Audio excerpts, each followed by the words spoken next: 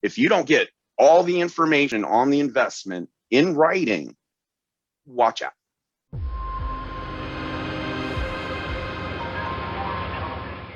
All right, pilot investors, I am so happy to have Nate Dodson, who's an SEC attorney at Crowdfunding Lawyers, with us today. Nate, thanks so much for joining us today. Happy to be here. Thank you. Yeah. First question today, it's pretty simple. So how can an investor tell if a syndication is legal? Investors have some commonality. They're just putting in cash where they are passively expecting a return on their investment. That's what triggers a lot of these securities rules. The most important thing for the investors to know is, do I know everything about the investment, the plans, who the management is, their background, and really the risks in what I'm putting my money into. They call it a private placement memorandum. In the past, you can call it an offering circular. It goes by a whole bunch of different names. Whoa! Oh, sorry for interrupting this great interview. However, I want to let you know of an exclusive opportunity for airline captains. Now, I've partnered up with the host of the Cash Flow Guys podcast, Tyler Sheff, to give us the opportunity to learn from this master as he literally buys Key West, Florida.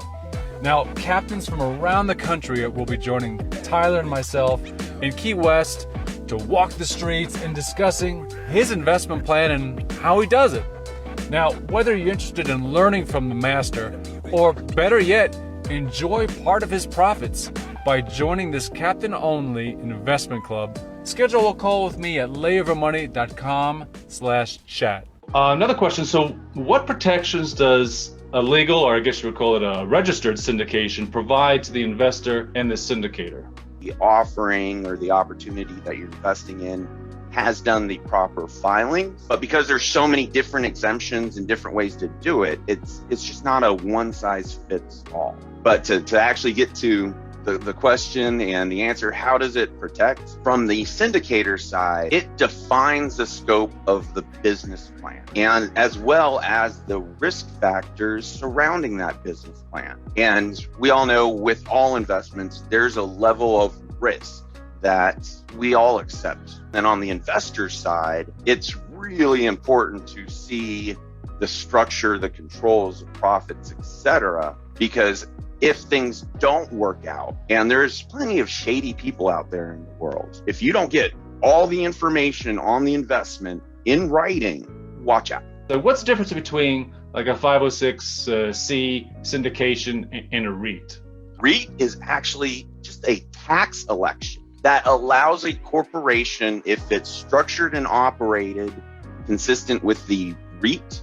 With the REIT, you actually just have a lot more limitations on the syndication side. A lot of my investors, they're small investors. They have small apartment buildings and whatnot, and they're interested in taking on private capital. So if somebody wants to raise private money for their real estate acquisition, at what point would they be required to file and register with the SEC through Crowdfunding Lawyers? Really, the first step is figure out what you want to do. Second step, you reach out to us. Because it's not really a one-size-fits-all situation, it actually takes some conversation. Because the first question is, great, where are your investors going to come from? That one question alone can define what kind of exemptions or registrations or qualifications you have to go through. We step in really at the planning stage. Is our client success or our own success? So no matter which side, syndication or no syndication, having you guys on the team will, like you said, keep you out of jail. At the worst case, yeah. At the best case, we keep you out of jail. At the worst case, we defend it if you have problems because you didn't call us early enough. That's right. So if any investors on here are interested in contacting Crowdfunding Lawyers to learn a bit more, what's the best way to contact you? If you're just trying to find out about what we've got going on, go to our website, crowdfundinglawyers.net, or you can always call us 833-506-REG-D. If you do want to just literally call the office direct, equally easy, 469-444-9999.